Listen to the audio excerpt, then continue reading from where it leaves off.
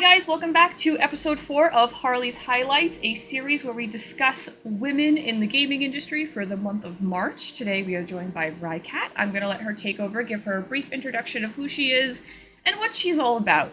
Oh, me now? Yeah, it's all you now. Hi, y'all. I'm Rika, also known as Rikat 101.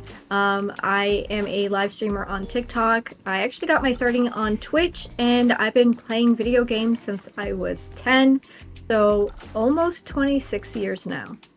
There's a lot of video games to play. Girl, same. I also started on Twitch, and I went over to TikTok, and I like TikTok better. I need to actually start streaming on TikTok.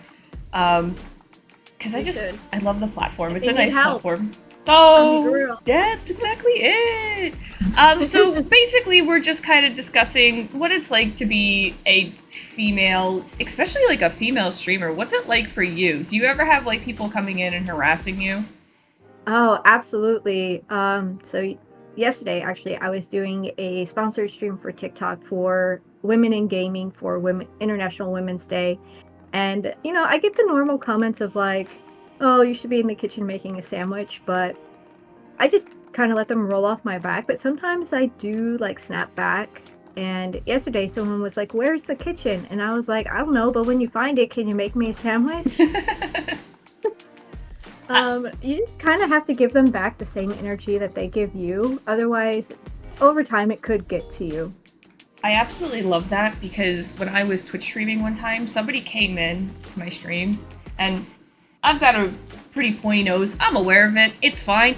But they came in and they're like, your nose is so, like, big and whatever. And I just went, yeah, I'm the real-life inspiration for Lois Griffin. I'm like, fuck you, dude. I don't care. I'm aware I got a schnoz. Don't remind me. Like, I don't care. Like, I just don't care.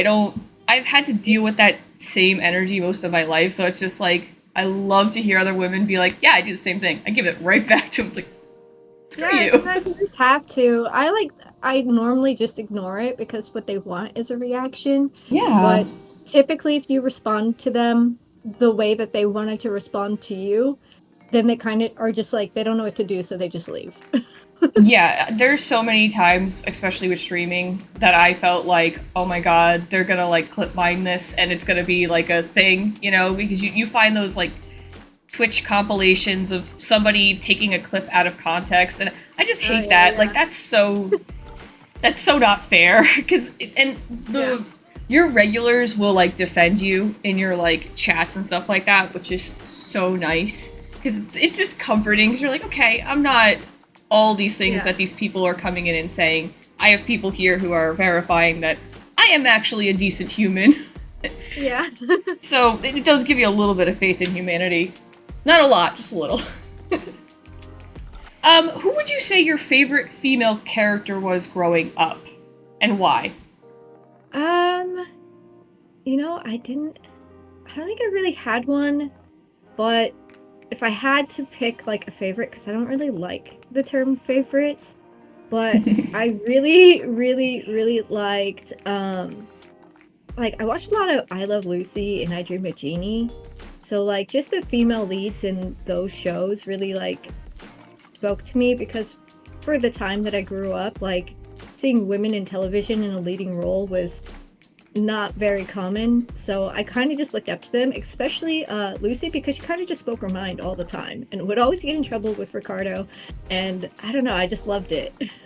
It's so interesting because like people look like I'm obsessed with like older television too, so like people will look back on it and you like think it's gonna be all this like white picket fences stuff, and then you see something like I Love Lucy, you're like, they let this air on television? Okay, I like this. Like, she's got sass. Lucille Ball is amazing.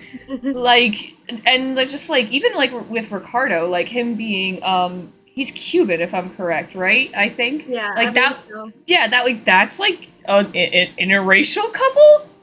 Yeah. Oh, clutching my pearls, like. Right? For the time, it was very risque. Yeah, it's so, like, it may seem like nothing to, like, today's audiences, but that's so empowering for both women and just interracial couples in general, so I didn't even think of I Love Lucy as an example, because it's just, like, you see I Love Lucy everywhere, But when you actually think of like I Love Lucy, you're like, wow, okay, that's actually a very impactful show. Yeah. It makes me love Lucille Ball even more. Me too. It's a great show. Everyone should watch it. Yeah, there you go. There we go. And if you can't, there's compilations on YouTube, all right? You can at least watch some clips. I'm telling you, just watch some clips. I mean, there's reasons why there's compilations, because she says some wild stuff. She's a national treasure, okay? All right? That's all. Okay. Moving, we could talk all day about her. Yeah, we could. Do you ever feel that being a girl impacted your view on video games? No, not really. Because I was definitely a daddy's girl growing up, and my dad was really into video games, and I would play video games with him as like a way to bond. And he never treated me as a girl playing video games, so like sometimes we would play games and I would win, and it was like, oh, I let you win. No, it was like I actually won because he taught me how to play the game.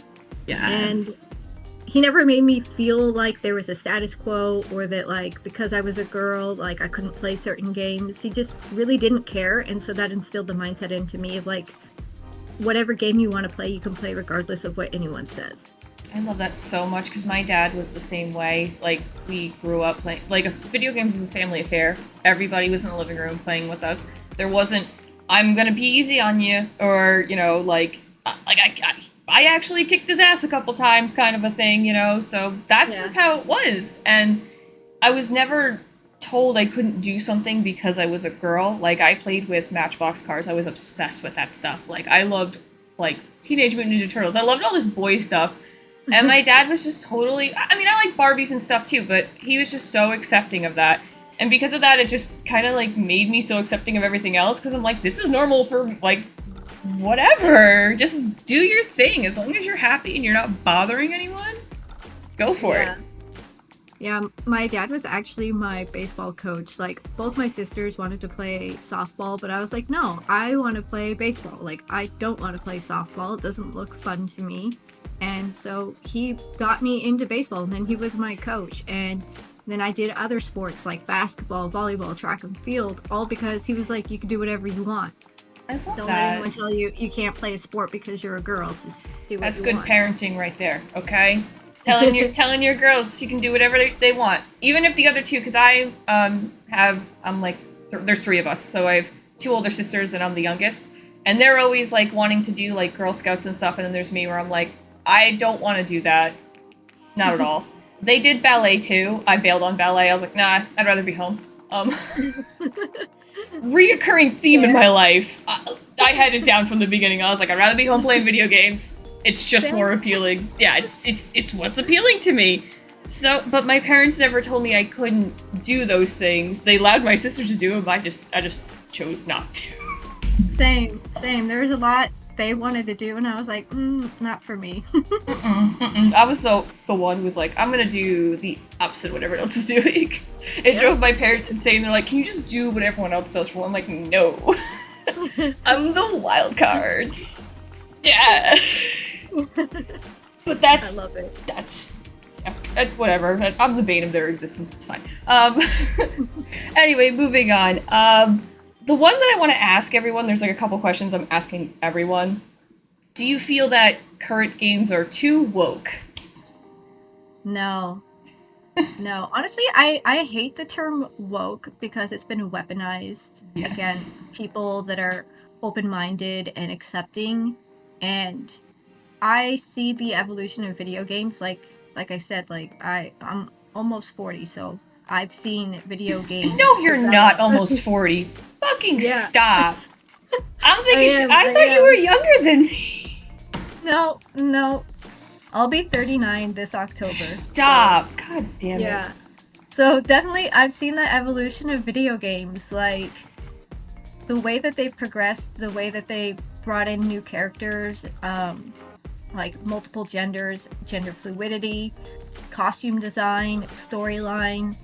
It has changed a lot, and people fear what they don't understand. And I think that people use the term woke as a coping mechanism to hide the fact that they just simply don't understand what's different from them, and they're not willing to accept it. They don't even want to try.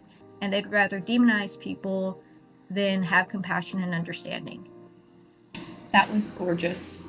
That is, I can't even say it better. There's no, I've got no notes. I've got nothing to say. Those were perfect because I feel the same way. Like when people are like DEI, I'm like, what about it? It's a good thing. Like, wow, God forbid somebody's included. Like, God forbid the guy with crutches is allowed to be a part of something. Okay, he might need a seat in an arena. Yeah. Oh! Like, it is the same thing as I Love Lucy, grabbing our pearls. Like, calm down. Exactly. It's really not that serious. Like, I've been saying to everyone on here, like, I understand there are things you might not like. It does not mean that you have to play those type of things. Like, no one is asking you to play the game Tell Me Why, which offers a transgender character. Just don't play the game. Okay? Yep. Like, and move on. That's it. You don't need to go online and make these videos and tell us that we're all wrong and make us feel bad. We can all live in harmony together. We really can. We really can. I mean, no one has to agree on everything. Like, no one said that, but like, there has to be some middle ground. And like, Absolutely. What did they say growing up? If you don't have anything nice to say, just don't say anything at all. Exactly. That's kind of like the thing is like, just move on past it. Like, I understand you don't like it. You don't like those characters. You don't like that kind of gameplay. That stuff. Like, it's okay. Deep breath. Yeah. All right, it's fine. It's not gonna, like, the world's still gonna turn, all right? Yep. How do you feel about the current representation of women in, like, the current game market? Do you feel that it's a good balance between the damsel in distress, and I put the damsel in distress and the sex icon kind of in, like, the same category, because it's pretty much the same thing. I mean, yeah. Or do you think we have too many adventurous women out there? Do you think we need more of that? You know, because I feel like at a time in early gaming, we have, like, Princess Peach and Legend of Zelda, like, Zelda in general. And she's just a damsel in distress, constantly being, you know, whatever. But now we have games like The Last of Us, where you get to play as Ellie, where you're now this strong female character. How do you feel about that balance now? I definitely think that the balance is moving towards actually being more balanced, and it's not always damsel in distress, because I feel like you said earlier games was a lot of that. One of the first female lead video games that was adventurous but still kind of like in the sexy realm was Tomb Raider, right? So we started moving towards adventurous with those games, and then I guess from there, like, they lowered the sex level of the games, and now it's just more adventurous, which I really do appreciate. But honestly, I don't think it really matters as long as you're enjoying the game. But I would like to see more adventurous style games with strong female leads that are not super sexy, because I don't really care for that. But at the same time, sex sells, so I understand why they put it in games, because they want everyone to buy it. But I don't know. I'm hoping that it becomes more balanced than it is right now, but I am glad to see that it's kind of turned the tide in terms of, like, what's available. That was the one thing I loved about the reboot of Tomb Raider was, like, Lara Croft. First of all, I'm a ride or die Lara Croft fan. I've loved her since the beginning, probably just because she was the only female icon in gaming that I could name at the time, because who did we have? Like, 3, maybe 4, so she was the one for me, and I was a PlayStation girly, so that's who I had. And just seeing her evolution from, like, sex icon to now she's just learning how to survive on this island, that's such an interesting course altogether, because she's not sexy in the new games at all. I mean, Yep. I mean, she's an attractive person. That's not what I'm saying, but she's not in booty shorts, and she doesn't have these double D's, you know? She's not Angelina Jolie, if you get my drift. Yep. And because of that, I just feel like that is such a really good example of, like, games realizing their marketing. Like, they're realizing, like, girls, we love this. We love being in these positions where we overcome all of these crazy things that are happening to us. We want to be Nathan Drake. So thank you for giving us our Nathan Drake, you know, although Tomb Raider was first, but, you know. Yeah, I would like to see some more, like, androgynous female representation in games. Yes.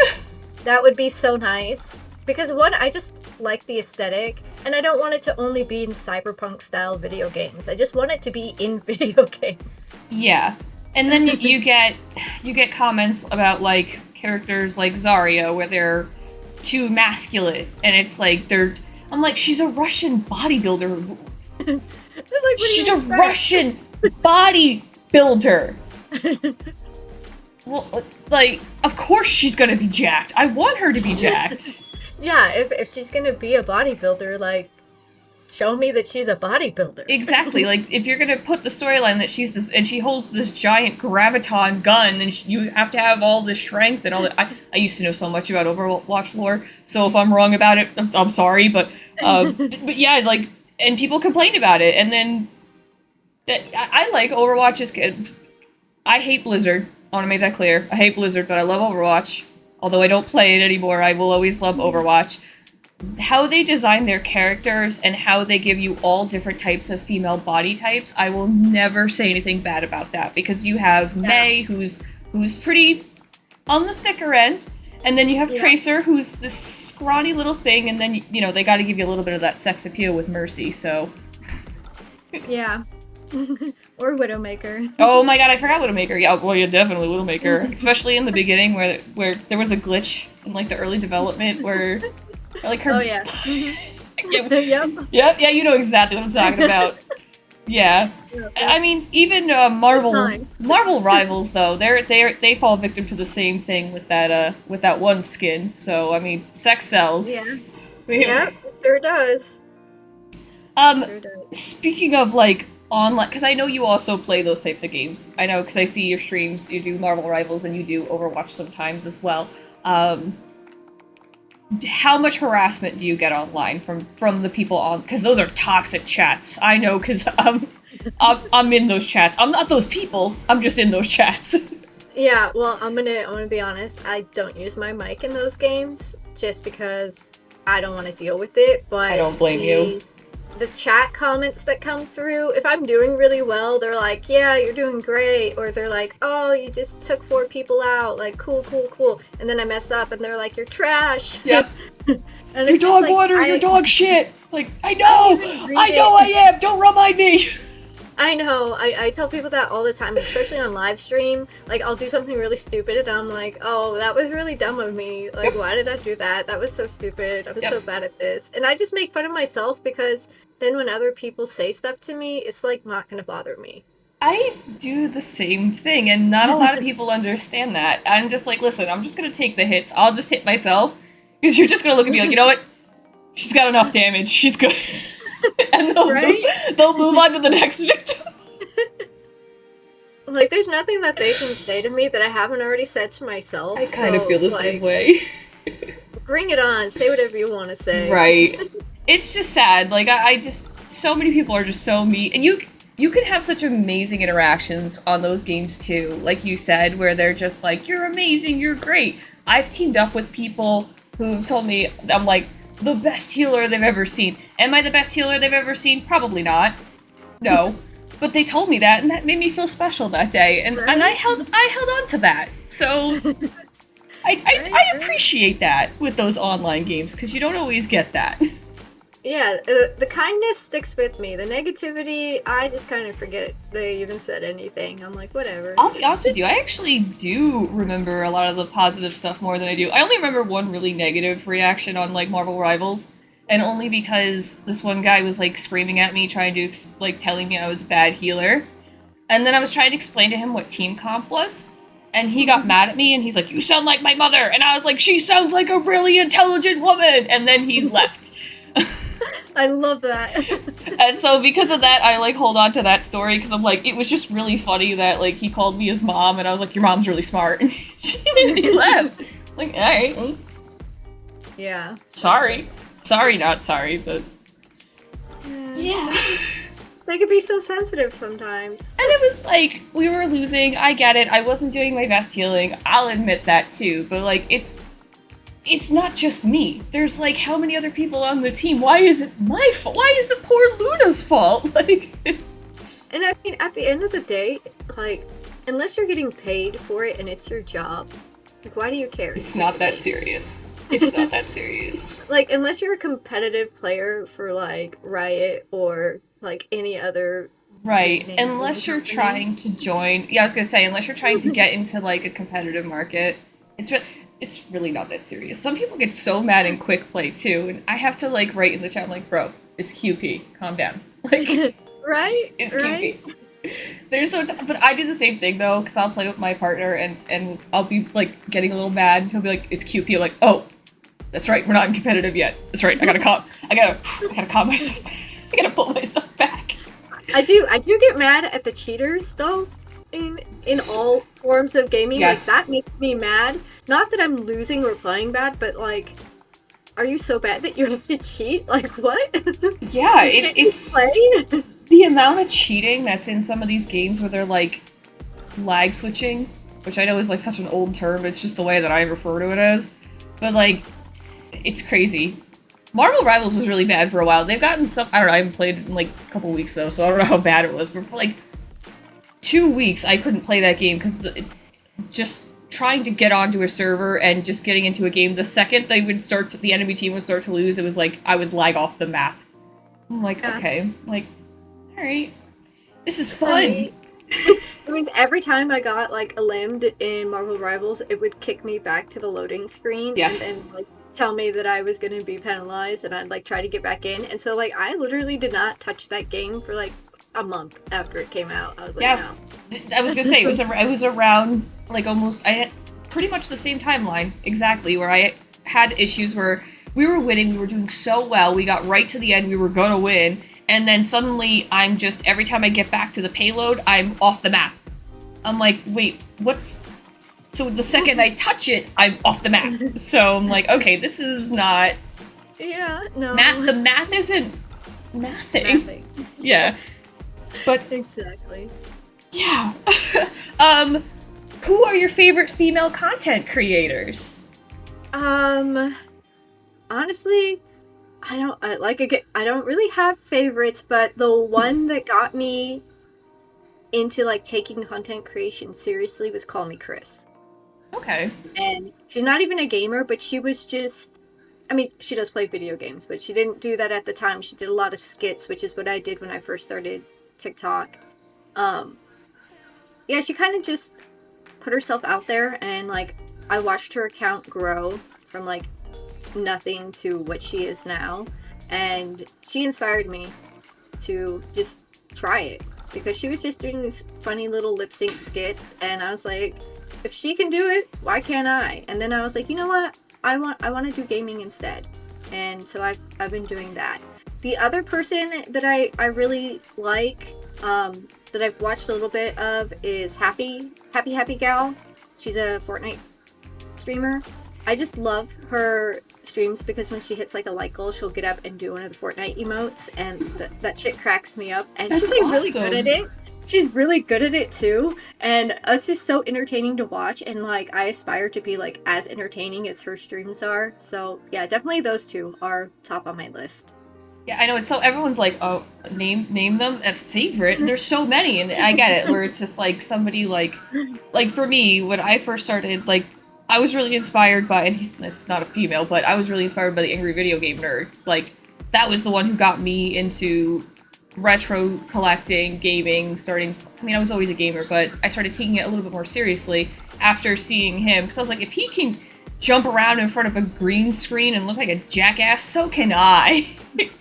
Right? So yeah, like it's so funny that it's just people inspire each other, and I love that. That's pretty much the whole point of the series. We just want to inspire people to be their most authentic self. That's really all we Yeah. want. Ooh, I just remembered my other top one. Oh, Tactical Grandma. How could I oh my forget gosh, her? Tactical Grandma. Yes, you cannot talk about badasses without bringing up Tactical Grandma, who handles every interaction with Beauty and Grace. Oh, I know. And she gets. I love when she gets wholesome ones. I love when Yeah. she gives dating advice. Yep. It's so good. It's She's so good. perfect. She's so And funny. she's just as nice and personable as she is online as she is in person. Because I actually did get to meet her at an event, and I like fangirled so hard. was like, oh my god, she's like right there, right I next would to have me. lost my shit. I would have literally lost my shit. Tactical Grandma.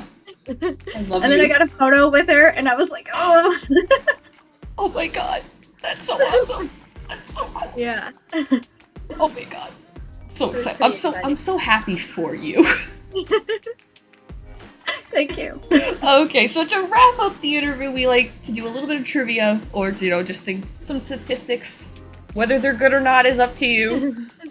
Most of them aren't really good, I'll be honest with you. Some of them are good. Some of them are good. In 2020, a global average was 22% of the gaming industry was female.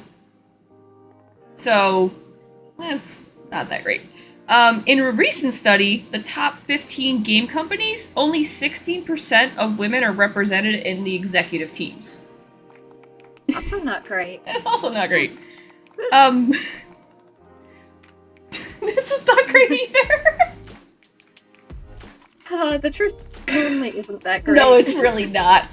And I got this one specifically for you, but it's only for like Twitch streamers. I couldn't really get a TikTok streamer one, but only 15% of Twitch streamers are female. Oh. Yeah. Which I thought was so low. I thought that was so interesting because it's like we have that stereotype, and I've got it as being a streamer, and I know you definitely have as well, that like So much easier being a woman streamer. yeah, I didn't even need to say it. I just pop on here and I'm gonna be partner in a day, and I'll let you know I streamed for how many years and I only got to affiliate, and I was grateful to be affiliate because I know it takes a lot of work to get there. I'm not saying that, but I'm not partnered. Yeah. So let's just live in a reality here. Yeah.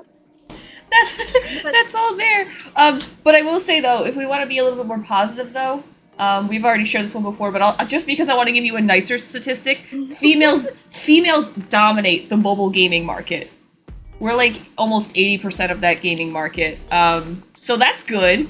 If you're into mobile games, if you think something like Fruit Ninja, ladies are gonna kick your ass in it apparently.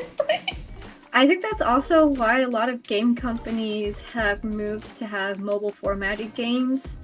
So, like, Once Human is a game that's PC only right now, but they are bringing out a mobile version of their game. And then same thing with like Genshin Impact and Zenless Zone Zero and all of the games that are under Hoyoverse company all have mobile versions because the market is better there for those types of games. It makes sense. There's a game that I played as it's like an indie game, and it's a free game on Steam. It's called The Ware Cleaner, and it's now on the Epic. So now it's on Epic. So if you don't have Steam, you can get on Epic, still free. And then they just put it over to mobile. So, and it's just a stupid little game. You're a little werewolf cleaning up a little thing, and it's the most funnest thing ever. I love this stupid thing, but it's on my phone. I'm gonna play the crap out of that now. But yeah. I also was reading, because there's so much less harassment and bullying in mobile games, that's part of the reason why women go there. Yeah. And that's part of the reason why you don't see a ton of female streamers in games like Overwatch and Marvel Rivals, is because of the online harassment. But to end on a better note, so we're not all just talking so depressing, both sexes agree that gaming companies need to do more to address online bullying and harassment. So we all agree that the harassment's out of control, which is optimism. Yeah. Whether the game companies do something with that information is between them and God. Yeah, that's true. I hope they do, though. I hope they do. I hope they do too. It does look like I have actually seen people signing petitions and things like that, and trying to discuss with game companies, trying to do a little bit more for the online bullying and harassment. And we do see some companies starting to take it a little bit more seriously, which is nice. I think it's nice we can all agree. I just would like to see a little bit bigger of an initiative. Yeah. But, I'm just coming up with the ideas. I'm not telling you exactly how to fix it, though. Yeah, I mean, well, if they fix the bullying, then, more people would play their games, and in turn they would make more money. So maybe they should consider it. That is a beautiful way to look at it, but that would require them to do their job, so I don't know if they're going to do that. True. We could be hopeful, though. Optimism. It's the only thing that's keeping us going at this point. Yay! Yep, That and yep. caffeine. Um, Yep. so Yep. to end the interview, is there any current projects that you're working on? Anything that you want to share just to wrap up? Where can everyone find you? I'm on everything.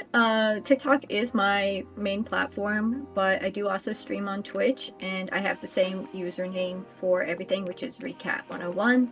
And as far as projects, I am part of Gaming Across America, as you know, and I'm really excited. We have MomoCon coming up, and excited to be there and kind of get Gaming Across America out there and talk about it more, and just really riding the wave to see where it goes. I'm really excited for the project. I also joined One Creator Lab, which is a course on marketing, ad marketing. So I hope to use those skills to help Gaming Across America and also build my portfolio and maybe even become a social media manager or bring on my own team of streamers and help them grow their accounts.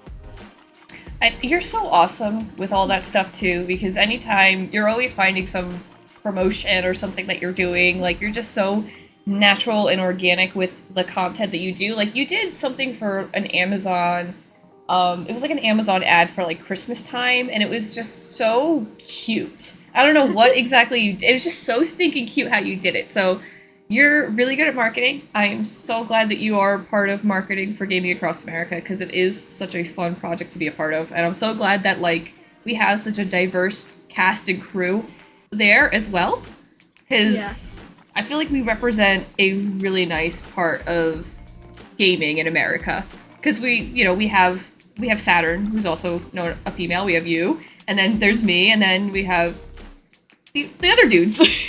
Yeah, we have the other dudes. We have the diverse cast of dudes. Yep, we do. We do. Yeah. So it's nice. We have a nice little crew there at Gaming Across America. Well, that concludes this episode of Harley's Highlights. Thank you so much for being a part of it, and we'll see you guys in the next one.